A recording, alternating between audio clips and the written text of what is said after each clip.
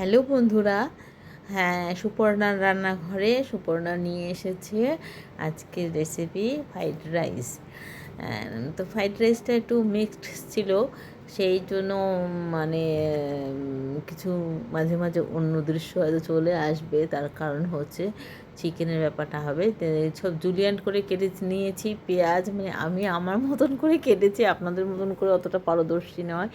গাজর আর ক্যাপসিকাম আর আর কিছু দিইনি সেরকমভাবে।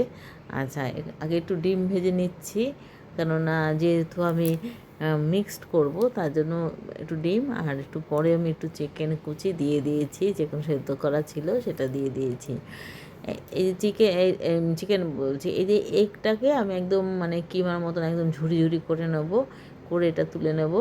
এই যে দেখতেই পাচ্ছেন তুলে নিয়েছি। এবার সামান্য 1.5 চামচের মতো সাদা তেল দেব। অন্যদিন একটু বাটার দিই বা ঘি দিই, আজকে কিছুই দেবো না। দেখতেই পাচ্ছেন আপনারা, বড় চামচের কিন্তু আমি সাদা তেল নিয়েছি 1.5 চামচ। এবার মশলাগুলোকে আমি ভেজে নেব। মশলা বলতে ওই সবজিগুলো, যে আগে একটু গাজরটা দিয়ে দিলাম, একদম হালকা আমি ভেজে নিয়ে আমি মানে জাস্ট নাড়াচাড়া করবো 2-3 মিনিট, তারপর আমি গ্যাসটাকে বন্ধ করে দিয়ে আমি স্নানে চলে গেছিলাম। স্নান টান সেরে এসে আবার বাকিটা রান্নাটা করছি। এই গাজরটা দিয়ে দিলাম। এবার গাজরের পরে যথারীতিভাবে ক্যাপসিকাম আর পেঁয়াজটাও দিয়ে দেবো।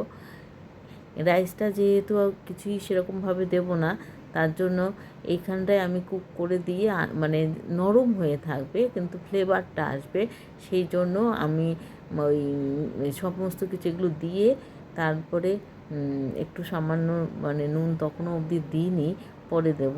তার কারণ নুন দিলে পরে কিন্তু ভেজিটেবিলের কালারটা একটু চলে যায়, তাই আমি আগে দেবো না, পরে দেবো। অবশ্যই আমি গোলমরিচ আর অল্প সামান্য একটু সয়া সস আর 2 চামচের মতো ভিনিগার দিয়েছি।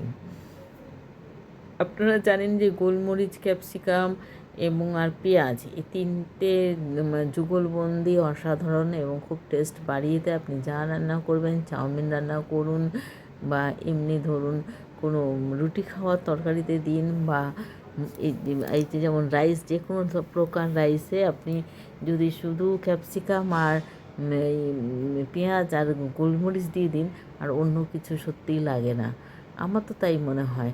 আর গোলমরিচের সাথে কিন্তু আমি দিয়েছি সাদা নুন, আর পাশাপাশি দিয়েছি একটু বিট নুন। এই 3 ভাগে দেখিয়ে দিচ্ছি। বিট নুনটাকে একটু ভেঙে দিলাম, কেননা বিট নুনের চাকাটা আবার কারোর মুখে পড়ে গেলে তখন নুনটা লাগবে। এমনি বিট নুন খুব একটা নোনতা স্বাদ আনে না। আচ্ছা, আপনারা যেরকমভাবে আমার সঙ্গ দিচ্ছেন, আমার রেসিপিগুলো দেখছেন এবং কমেন্ট করছেন, তাতে আমার খুব ভালো লাগছে। চারপাশে বিভিন্ন রকম আবহাওয়া সৃষ্টি হয়েছে। একে তো বাদলা মেঘ, যখন তখন বৃষ্টি নামছে, তার মধ্যে বিভিন্ন রকম পরিবেশের সৃষ্টি হচ্ছে। সেটা হচ্ছে মানবিকতার অভাব, ভীষণভাবে মানবিকতার অভাব দেখা দিচ্ছে চারপাশে। আমরা কিন্তু যেরকমভাবে ছিলাম, আমাদের লড়াইটা সেইভাবে কিন্তু আমরা চালিয়ে নিচ্ছি। এখনও পর্যন্ত অনেক শিল্পীরা এগিয়ে এসছেন আমাদেরকে সঙ্গ দেবার জন্য। প্রথমে আমরা সাধারণ মানুষরা যেটা নাকি এসেছিলাম, তারপরে এসেছে বিভিন্ন ধরনের বিভিন্ন ক্ষেত্র থেকে শিল্পীরাও কিন্তু এগিয়ে এসেছেন। আচ্ছা, আমি কিন্তু এই যে চালটা কৌটো চাল নিয়েছি, নিয়ে আমি একসাথেই রাইসটা বানিয়ে নেব। কিছুটা সাদা রাইস তুলে রাখবো শাশুড়ি মায়ের জন্য, কারণ ওনার শাশুড়ি মা আজকে এটা খাবেন না। আচ্ছা, আমি ভিনিগার দিয়ে দিলাম 1.5 চামচের মতো ভিনিগার, আর 1 চামচের থেকে একটু কম আমি সয়া সস দিয়ে দিলাম।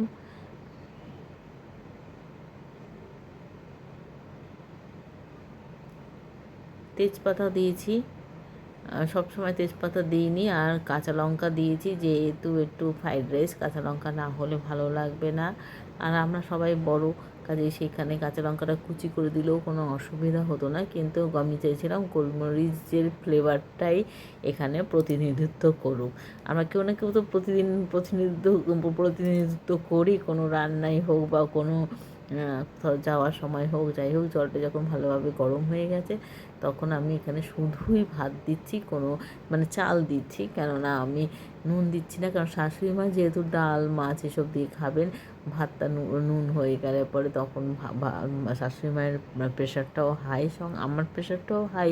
তো আমি তো চিকেনের সাথে খাবো ফ্রাইড রাইস হিসাবে, আমি সেই জন্য ওই ভেজিটেবল যেগুলো দিয়েছি সেখানে নুন দিয়েছি। অন্যদিন কিন্তু ওখানে অল্প সামান্য নুন দিই, যে ভেজিটেবলগুলোর মধ্যে এই যে অল্প অল্প সামান্য নুন দিই, কিন্তু এটাতে তা দিইনি, এটাতে পর্যাপ্ত পরিমাণে নুন দিয়ে দিয়েছি, রাইসে কিন্তু নুন দিইনি। আচ্ছা, যাই হোক, আমি এসব কথা বারবার করে বলা তার কারণ কিছু আছে একেবারে ছোট বন্ধু যারা হয়তো রান্নাটা দেখে আমার আমার খুব ভালো লাগে, আর কিছু আছে বড় বন্ধু, তাদের থেকে আমি সাজেশন চাইবো। আর এখানে কিন্তু বড় আর ছোট কিন্তু বয়সের নয়, অভিজ্ঞতা। কেউ আছে যে আমার থেকে বয়সে অর্ধেক বয়স, তারা এত সুন্দরভাবে রান্নাবান্না করেন, ভীষণ ভালো লাগে। আবার কেউ আছেন আমার থেকে অনেক বয়স, তারা হয়তো কোনো দিনও ফ্রাইড রাইস রান্নাই করেন না, ট্রাইই করেন না। এরকমের সংখ্যা 2-1জনই আছে, বেশি নয়, কিন্তু তবুও আর কি ভালো লাগে, মানে পরস্পরের প্রতি যে আমরা আদান প্রদান, তার থেকেও শিখছি, তা আমার থেকেও তিনি শিখছেন। এই ব্যাপারগুলো সত্যি ভীষণ মানে ভালো লাগা। আমি যে লাইভ করি, লাইভ করার সময় আমি যে বিভিন্ন কন্টেন্টের উপর রেখেই কিন্তু লাইভটা করি রাত্রিবেলা, একদিন বাদে একদিন, সেখানেও বিভিন্ন বন্ধু আসে এবং 2-1জনের লাইভ দেখতে আমিও যাই। মাঝে মাঝে যখন কোনো কাজ থাকে না, বিশেষ করে সন্ধেবেলার দিকে যদি কোনো সময় পাই, তখন কিন্তু যেদিন আমার পড়ানো থাকে না সেদিন আমি লাইভগুলো দেখি। সত্যি তারাও তো ছোট, কত ক্ষুদে, হ্যাঁ, আমার থেকে অনেক বয়সে ছোট। তাদের কারোর বাচ্চা 2-এ পড়ছে, কারোর বাচ্চা 3-তে পড়ছে, তারা কি সুন্দর ওই লাইভ করার মাঝখানে বাচ্চাদেরকে হোম টাস্ক করাচ্ছে। এরকম এই জিনিসগুলো আমার ভীষণ ভালো লাগে। যেটা ভালো লাগে যেটা, সেটা তো প্রশংসা করতেই হবে, সে আমার বয়সের থেকে ছোটো হোক না কেন, তার থেকেও আমি এটা শিখে নিলাম। সেরকমভাবে রান্নাবান্না তো আমি কিন্তু এখানে ইউটিউবের মানে ছোট বড় বলতে যেটা বোঝাচ্ছি সেটাই কিন্তু বয়সের নয়, সেটা হচ্ছে অভিজ্ঞতার। সবার থেকে আমরা সবাই শিখি।